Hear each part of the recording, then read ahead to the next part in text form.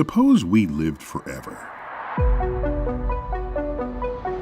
One practical problem? If everyone born never dies. In the early days of our country, there were only about 4 million people. And though we reported last year that the world's population grew by 100 million. And if people keep making babies, then Earth's population will rapidly outstrip the resources to support it. So the day we stop dying must also be the day we find another orb to accommodate our overproduction of air-breathing humans. This need for extra planets will never cease. But the universe is vast, and just in our small sector of the galaxy, the catalogs are now rising through 5,000 known exoplanets. We just need to invent terraforming technologies and either warp drives or wormhole transportation systems, and all will be fine. But why do we long to live forever? We want to live forever because we fear death. We fear death because we are born knowing only life. Yet we don't fear having never been born. While it's surely better to be alive than dead, it's even better to be alive at all than to not ever exist. Religion through the ages has offered detailed accounts for what happens after death. For some, it includes what happened before you were born, a basic tenet of reincarnation. Science doesn't have much to say about Valhalla or Elysium or Hades or heaven or hell or the spirits of your ancestors. The methods and tools of science do, however, make cold, concrete statements about what happens when you die. Upon death, there is no evidence that you experience the consciousness you enjoyed while alive. The electrochemical source of all your thoughts, feelings, and sensory awareness of the universe, your brain, which normally lights up an MRI, becomes starved of oxygen. We know that's you disappearing because people who experience a series of ultimately fatal strokes tragically and systematically lose function of their mind and body as they descend into a state of non-existence. That's not as odd as it sounds. Were you conscious before you were conceived? Did you complain? Where am I? How come I'm not on Earth? No, you simply didn't exist. And if you're lucky to be born, your non-existence before life bookends your non-existence after death. Consider that humans are typically conceived in the single most intimate act of human affection. We then gestate in utero for 9 months, suckle for another 12 months, and require continual care through our toddler years. Afterward, humans attend elementary school to learn reading, writing, and arithmetic. In middle school and high school, we also learn biology, chemistry, and maybe physics. We read works of literature. We learn history and the arts, might even play sports. Lifelong friendships germinate from these activities. We may also learn languages spoken by other humans around the world. We participate in all the seasonal rituals that we retain in modern society as a binding force that brings us together. Adulthood arrives. 21 years go by. At a speed of 30 kilometers per second, Earth completed 21 orbits around the Sun, a total of 20 billion kilometers through space.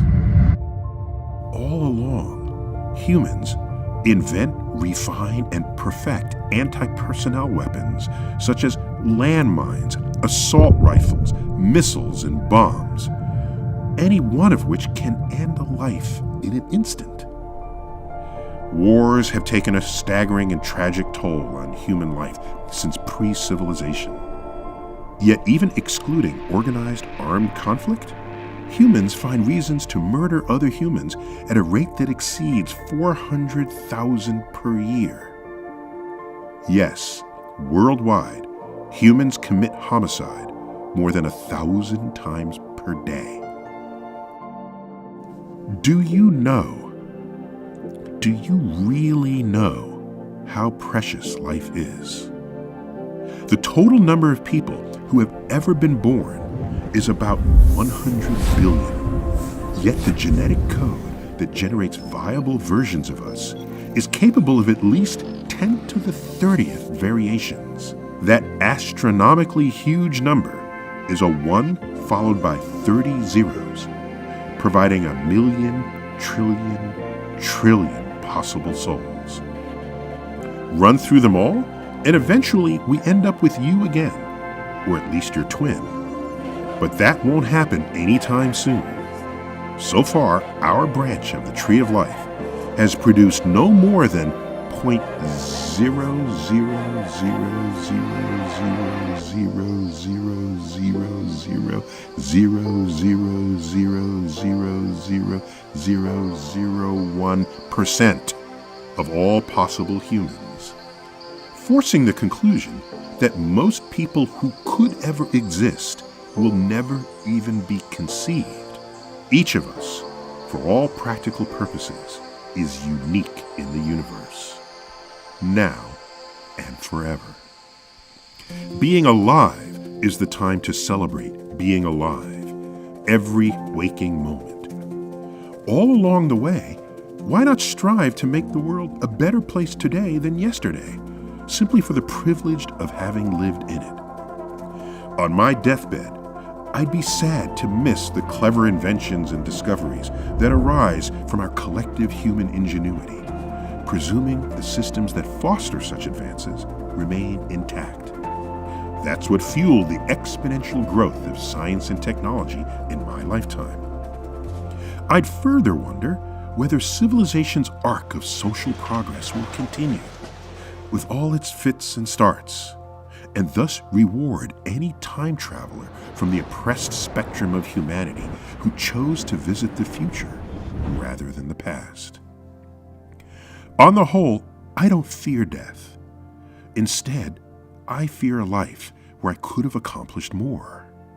An epitaph worthy of a tombstone comes from the 19th century educator Horace Mann.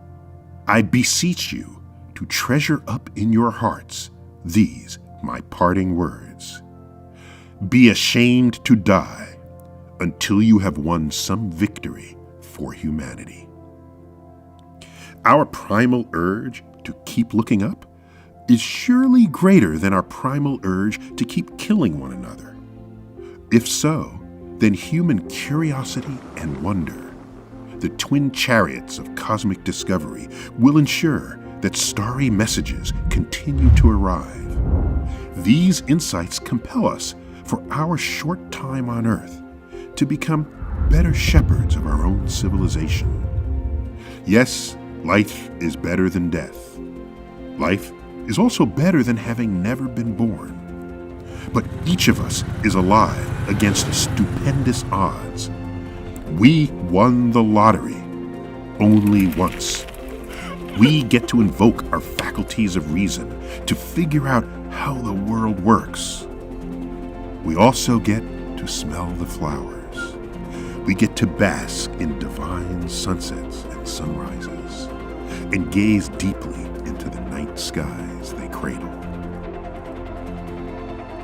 We get to live and ultimately die in this glorious universe.